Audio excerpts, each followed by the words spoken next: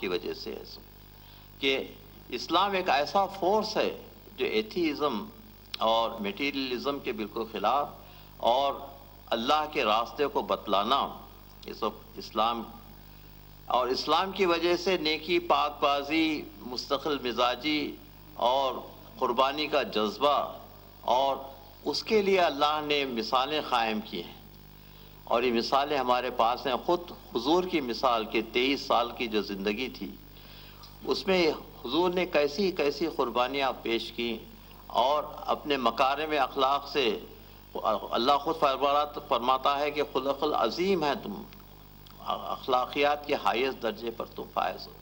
تو حضور کی سنت ہمارے لیے مشعل راہ ہے، اور ہمارے ائمہ کی سنت ہمارے لیے مشعل راہ ہے کہ ایثار اور قربانی کا جذبہ جو ہے وہ کیسے پیدا ہوتا ہے۔ اور آج جس شہید کا ہم غم منا رہے ہیں، وہ شہید کی قربانی ایسی ہے جو قیامت تک انسان کو صراط مستقیم پر باقی رکھنے کے لیے کافی ہے، کیونکہ آج تک کسی ایک فرد نے اللہ کے لیے اتنی قربانی نہیں دی جتنے کہ ہمارے مولا امام حسین علیہ الصلوۃ والسلام نے دی۔ میں نے ایک آیت پڑھی تھی آپ کے سامنے پرسوں کے مجلس میں کہ لِيَبْلُوَكُم مِّنَ الْجُوعِ وَلِيَبْلُوَكُم بِشَيْءٍ مِّنَ الْجُوعِ وَالْخَوْفِ وَنَقْصٍ مِّنَ الْأَمْوَالِ وَالْأَنفُسِ وَالثَّمَرَاتِ وَبَشِّرِ الصَّابِرِينَ الَّذِينَ إِذَا أَصَابَتْهُمْ مُصِيبَةٌ قَالُوا إِنَّا لِلَّهِ وَإِنَّا إِلَيْهِ رَاجِعُونَ۔ ہم تمہارا امتحان لیں گے، بھوک میں، پیاس میں، اموال کے نقصان میں، اولاد کے نقصان میں، اور میرے جو صابر بندے ہیں جب ان پر مصیبت آتی ہے اور کہتے ہیں کہ ہم اللہ کی طرف سے آئے ہیں اور اللہ کی طرف واپس ہو جانے والے ہیں۔ تو انبیاء پر مصیبتیں آئیں، ایک مصیبت ایک وقت پر، کسی پر بھوک کی مصیبت، کسی پر پیاس کی مصیبت، کسی کو اولاد کے بچھڑنے کی مصیبت، لیکن امام پر جو مصیبتیں آئیں وہ ساری کی ساری مصیبتیں جو انبیاء پر مختلف زمانوں میں آئی تھیں، امام کے لیے ایک ہی دن میں 24 گھنٹے کے اندر حسین ابن علی پر وہ سارے مصائب آ گئے۔ اور حسین نے کس طریقے سے، کس ثابت قدمی سے اس کو اس صبر کے ساتھ، اس استقلال کے ساتھ اس کو بیر کیا، اور جو اللہ کا ہمیشہ شکر ادا کرتے رہے۔ آج کی مجلس میں میں حسین ابن علی کی آخری رخصت کے متعلق آپ کے سامنے کہنا چاہتا ہوں۔ علی اکبر عباس کوئی باقی نہیں رہا۔ حسین جنگ کرتے ہوئے خیمے میں واپس ہوئے، کیونکہ اتنی بہادری سے 2 گھنٹے تک جنگ کی تھی کہ فوج کافی پیچھے ہٹ گئی تھی۔ تو اہل بیت سے ملنے کے لیے خیمے میں تشریف لائے اور کہا کہ یا سکینہ یا رقیہ یا زینب یا ام کلثوم علیکن منی سلام، کہ اے زینب، اے رقیہ، اے سکینہ، اے ام کلثوم، تم پر میرا سلام۔ میں مولا سے کہنا چاہتا ہوں کہ عورتوں سے کیوں مخاطب ہیں یہاں پر؟ ایک مرد باقی تھا لیکن وہ خیمے میں بے ہوشی کی حالت میں پڑا ہوا تھا، اس لیے عورتوں سے مخاطب ہوئے، خیمے میں تشریف لائے۔ خیمے میں تشریف لا کر بیویوں سے رخصت ہوئے تو مخدرات عصمت و طہارت نے کہا کہ مولا آپ سے ہماری ایک التجا ہے، ہم ایک قطار بنا کر کھڑے ہوتے ہیں، اس قطار میں سے آپ بیچ میں سے گزر جائیے۔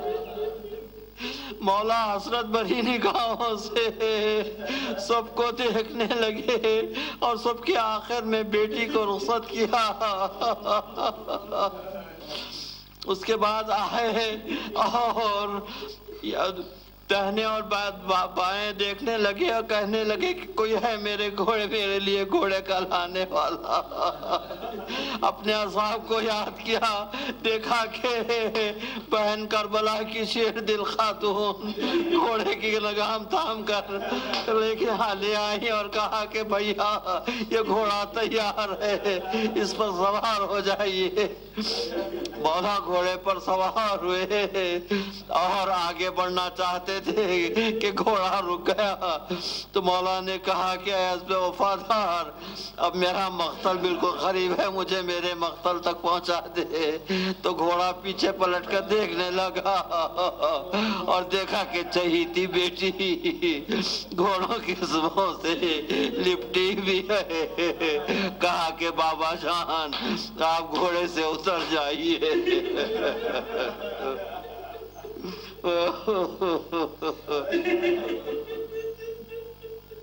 بابا جان آپ گھوڑے سے اتر جائیے۔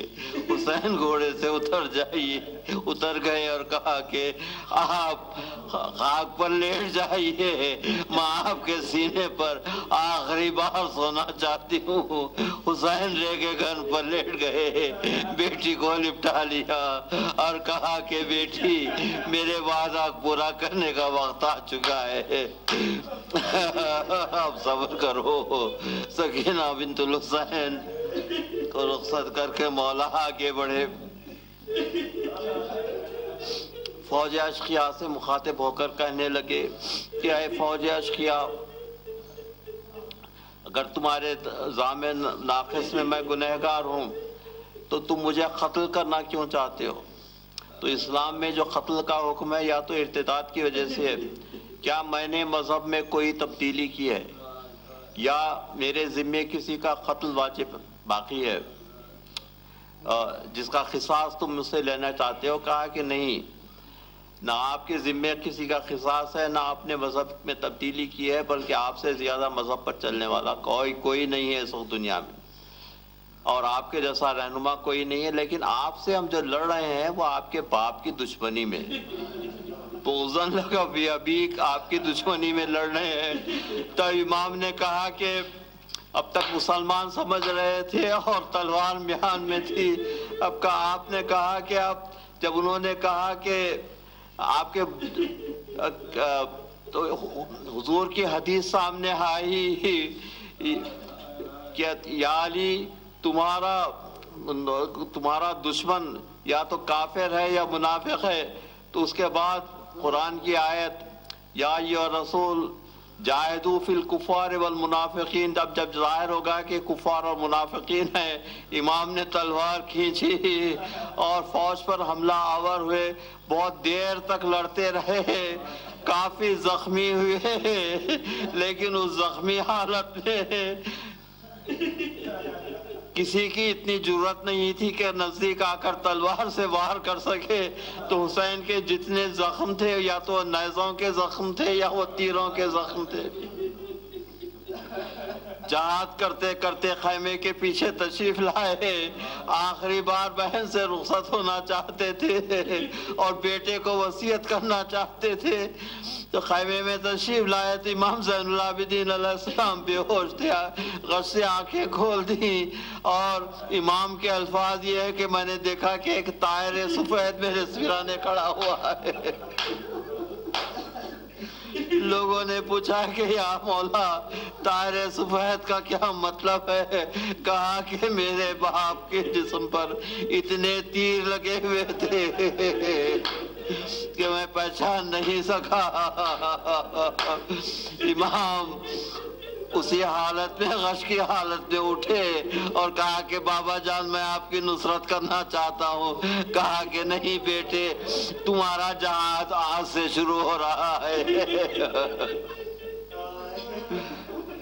میرا جہاد تو چند لمحوں میں ختم ہونے والا ہے، لیکن تمہارا جہاد، تمہاری ساری زندگی تمہارا جہاد ہے۔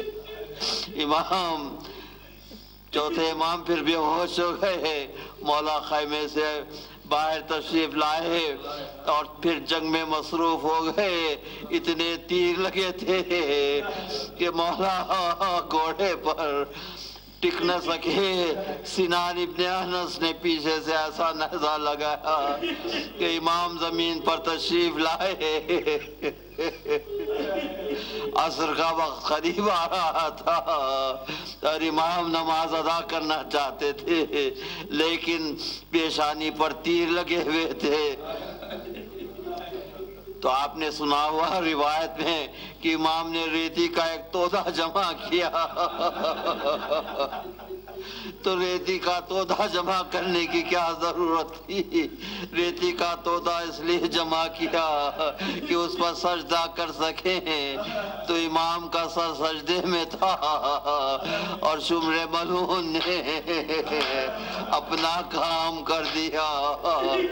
جناب زینب خیمے میں بیٹھ کر دیکھ رہی تھی، تراب خیمہ کو تھام کر اور کہا کہ امام زین العابدین علیہ السلام غصے افاقہ ہوا، کہا کہ السلام علیکہ یا ابا عبداللہ۔ جناب زینب نے کہا کہ بیٹے کس کو سلام کر رہے ہو؟ کہا کہ پھوپھی جان میرے باپ کا سر نوکے نیزہ پر۔